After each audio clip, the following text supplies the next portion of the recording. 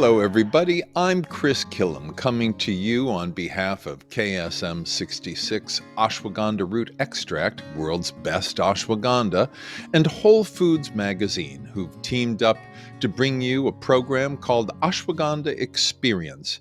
Every month, we provide you with information and insights into ashwagandha, Withania somnifera.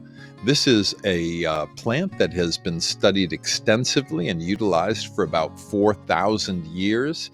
It occurs naturally in the Mediterranean and parts of Africa and in India, where it has really had the greatest amount of use as the king of herbs in the ancient system of Ayurveda, the science of life, the natural Indian healthcare system that utilizes herbs and diet and body therapies of many different kinds to help to keep people healthy and also to restore their health in times of health crises.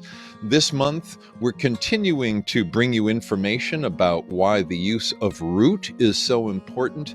As I've mentioned in previous months, when you look at all of the various monographs that exist on ashwagandha, it is the root that is recommended for internal purposes. And yes, the leaf is used as an extract topically, especially for use in different types of therapeutic massage for neuropathy and other things. But it is the root, and the root only, that is used internally.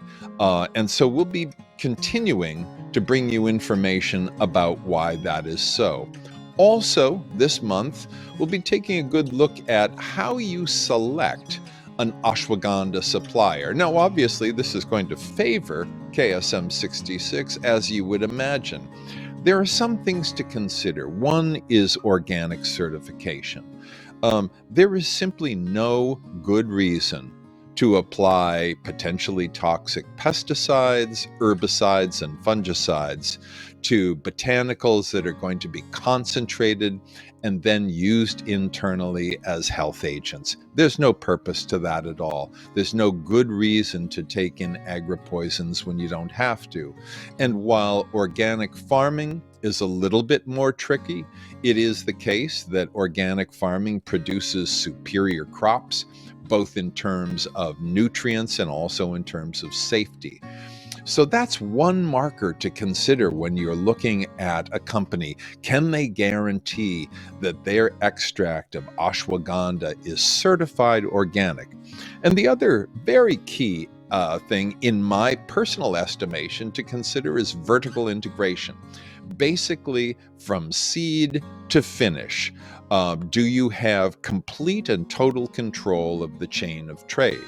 If you are cultivating a botanical and you are also extracting that botanical and you're testing that botanical in-house and you're making sure that everything that needs to be done from a GMP standpoint is done in-house and not out of house, then that is going to give you the absolute best traceability. Now, many companies, of course, don't do that. They can't afford to do that in many instances. They buy on the spot market.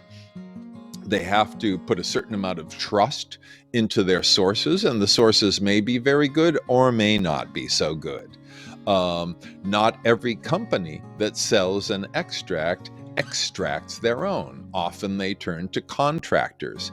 And again, extraction may be done in a clean and wholesome way or not. We do know that many companies in different countries will utilize exotic solvents like acetone and hexane as a way of improving efficiency of extraction. This is something that we would never ever consider at KSM 66. You want clean and green extraction, so you're not running into even any faint possibility of residues of something unwanted in the extract. And then, of course, you want to make sure that you have in-house testing. Do you have an in-house laboratory that can, at all stages of a plant's growth and at all stages of a plant's extraction and production, can that lab test and test and test again to make sure that there's no heavy metal contamination, there's no bacterial contamination, contamination, there are no residues of pesticides, and more. So we'll be bringing you a more full bit of information about these topics and some others this month on Ashwagandha Experience, joint project between KSM 66 and Whole Foods Magazine. I'm Chris Kilham, thanking you for listening to me by way of introduction for this month's topics, and I appreciate your time.